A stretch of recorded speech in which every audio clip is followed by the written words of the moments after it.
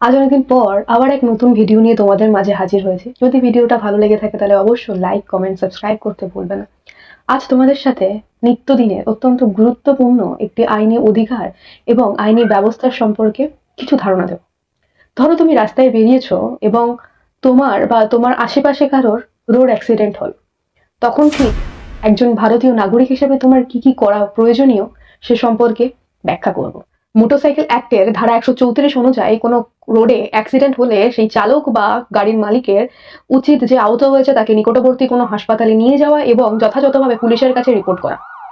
ধরো রাস্তা দিয়ে যাচ্ছ এবং একটি বাইক আচমকা তোমাকে ধাক্কা মারে, তুমি বা তোমার পরিবার তখন 100 নম্বরে ফোন করে পুলিশ ডেকে আনতে পারো এবং কাছের হাসপাতালে যেতে পারো।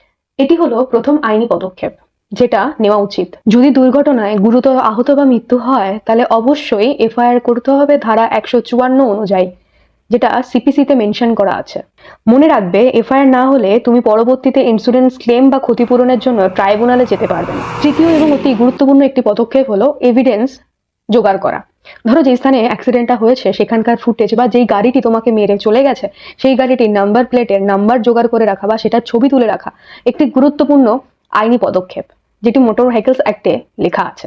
চতুর্থ এবং আরেকটি গুরুত্বপূর্ণ পদক্ষেপ হলো, যদি আপনার গাড়িতে অন্য কেউ পেছন থেকে এসে মারে বা আপনার রোড অ্যাক্সিডেন্টের ফলে আপনার গাড়ির কোনো বিঘাত ক্ষতি হয় তাহলে আপনি মোটর অ্যাক্সিডেন্ট ক্লেম ট্রাইব্যুনালে গিয়ে সেটি ক্লেম করতে পারেন। পঞ্চম এবং গুরুত্বপূর্ণ ব্যবস্থাটি হলো, ধরুন আপনার গাড়িতে কেউ মেরে পালিয়ে গেছে, আপনি তাকে ধরতে পারেননি বা আপনার কাছে কোনো এভিডেন্স নেই, তখন আপনি সেটা সরকারের কাছে ক্লেম করতে পারেন এবং সরকার আপনার ক্ষতিপূরণ অনুযায়ী আপনাকে ক্লেমের টাকা দিতে পারে। এটি মোটর ভেহিকল অ্যাক্টের ধারা 161-তে মেনশন করে বলা আছে। মোটর ভেহিকল অ্যাক্ট 147-এর ধারায় মেনশন করে বলা আছে, আমাদের ভারতবর্ষে থার্ড পার্টি ইন্স্যুরেন্স কোম্পানি বাধ্য, যদি আপনার কাছে যথোপযুক্ত প্রমাণ থাকে, আপনাকে ক্লেমের টাকা রিটার্ন করতে। অর্থাৎ রাস্তাঘাটে দুর্ঘটনা ঘটলে ভয় পাবেন না, যথোপযুক্ত প্রমাণ জোগাড় করুন এবং এফআইআর রিপোর্ট করুন। আইনের কথা অনুযায়ী আপনি যদি সচেতন, সাহসী এবং সত্যের পথে থাকেন তাহলে আইনও আপনার পথেই থাকবে। আজকের মতো এখানেই শেষ করছি। ভিডিওটা ভালো লেগে থাকলে তাহলে অবশ্যই লাইক, কমেন্ট, সাবস্ক্রাইব করতে ভুলবেন না। আজকের মতো টাটা।